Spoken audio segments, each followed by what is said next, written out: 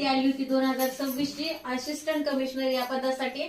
त्याचा सिलेबस कशा पद्धतीने असणार आहे, टेक्निकल आणि नॉन टेक्निकल दोन पद्धतीमध्ये सिलेबस असणार आहे। तर टेक्निकल किती मार्क्सला आहे, 60 मार्क्सला टेक्निकल आहे। तर त्याच्यामध्ये म्हणजे विषया संबंधितचं ज्ञान, आणि नॉन टेक्निकल मध्ये काय आहे, मराठी विषय 10 मार्क्सला, इंग्रजी विषय 10 मार्क्सला, सामान्य ज्ञान 10 मार्क्सला असणार आहे, 10 प्रश्न येणार, त्याच्यावर बुद्धिमत्ता चाचणी 10 प्रश्न येणार आहेत, आणि संबंधित विषयाचं नाव याच्यावर किती 60 प्रश्न येणार आहेत। म्हणजे असे हे मिळून किती 120 होणार, आणि हे किती 40, असे मिळून 80।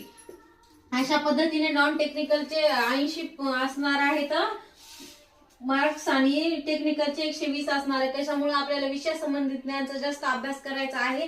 टीसीएस कंपनी ही एक्झाम घेणार आहे, आणि ABCD group level exam timing असा ह्या परीक्षेचा टायमिंग असणार आहे।